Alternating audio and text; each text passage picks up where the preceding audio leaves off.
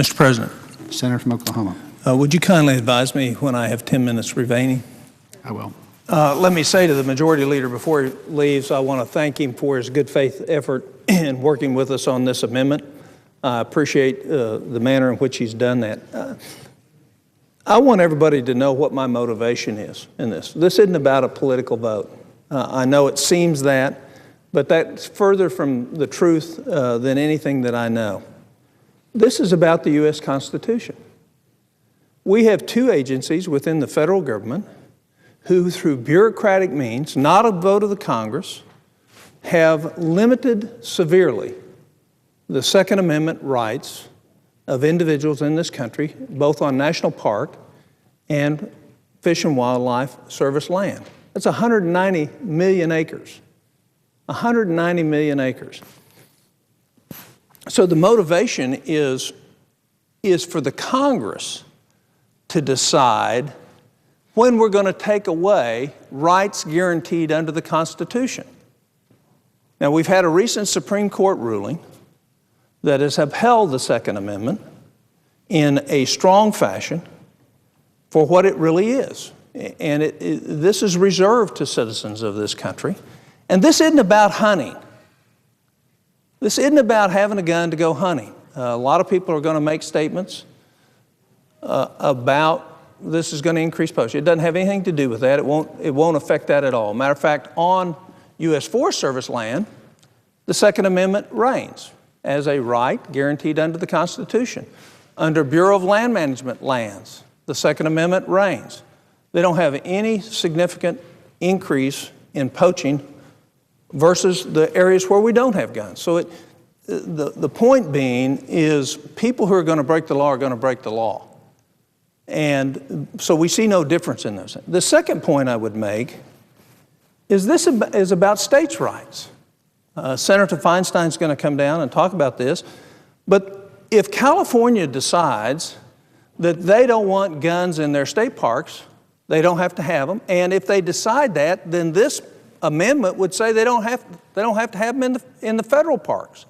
What it says is that we are going to allow the states the rights to determine under their gun laws who can have a gun and where, as long as it passes the muster of the U.S. Constitution. So this amendment has two key points. One is to protect the Second Amendment. And if we're to choose to eliminate somebody's Second Amendment rights, the Congress ought to be on board as affirmatively limiting those rights rather than bureaucrats. The second point is to say that states should reign supreme in terms of their parks and the national parks in their jurisdiction so that they have coverage over what their state gun laws would have in terms of application.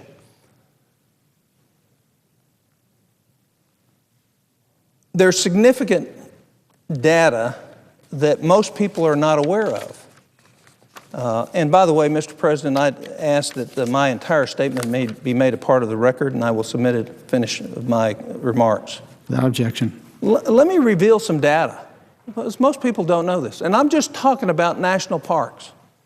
The latest year that we have statistics was 2006. There were 16 homicides. There were 41 rapes and multiple attempted rapes. There were 92 robberies. There were 16 kidnappings, 333 aggravated assaults, and 5,094 other felony violations.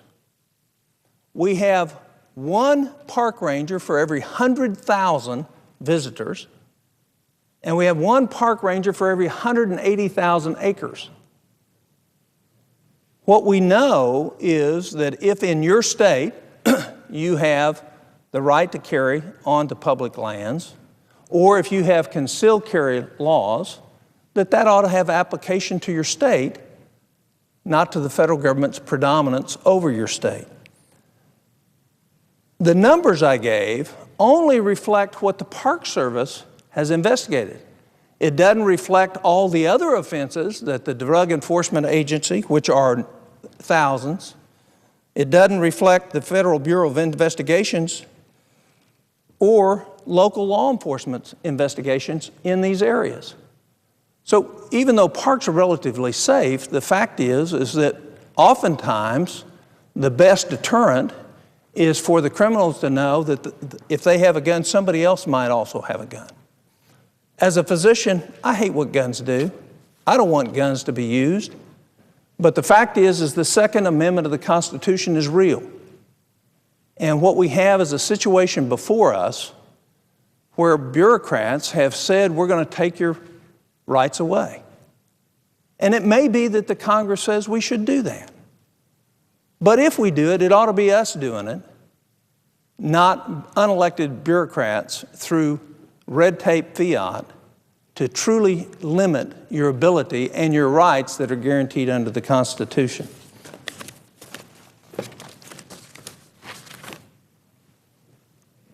What does this amendment do?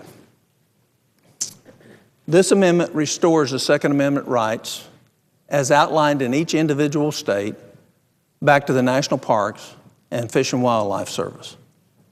And it says state rights. If states want to change their laws with regard to those, they can.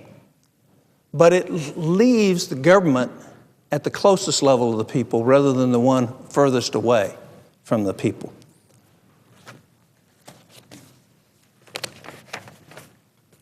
We'll have a lot of claims that this will have an impact on poaching. It won't have any impact. And even if it does, tell me how poaching, the unauthorized killing of animals, is a higher value order than a right guaranteed under the Constitution. You can't find it. And if we're that upside down in our country about guaranteed rights and the Bill of Rights and the underlying Constitution, then we're in a lot more severe trouble than most of us would recognize. What we also know is that on Forest Service lands,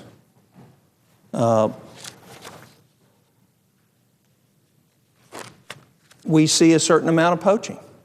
But we have a certain amount of poaching now on parklands. So we're not going to see a corresponding increase. And if we do, it's still illegal. Now, this amendment doesn't apply to national monuments. It preserves state rights. So that means no national monument does this amendment apply to. It preserves the state right to do what it should do. And, in fact, makes Congress responsible for the limiting of our rights under the Constitution rather than bureaucrats. The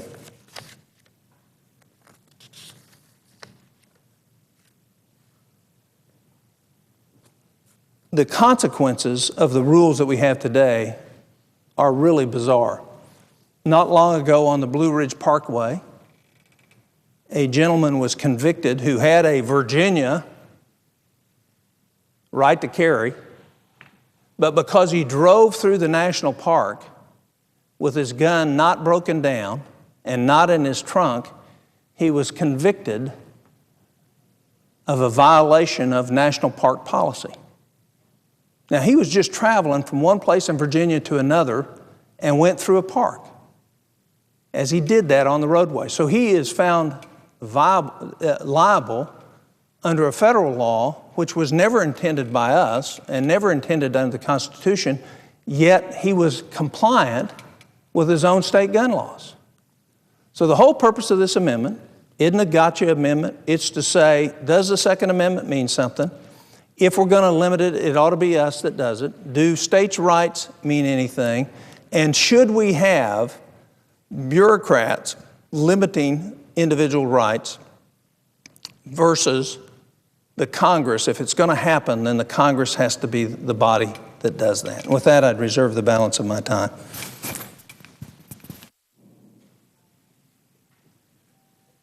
I'd also make a note that a quorum is not present. Divide the time equally in terms of the time we're in a quorum call, reserving Without objection. Reserving for me 10 minutes. Without objection. Clerk will call the roll. Mr. Okako.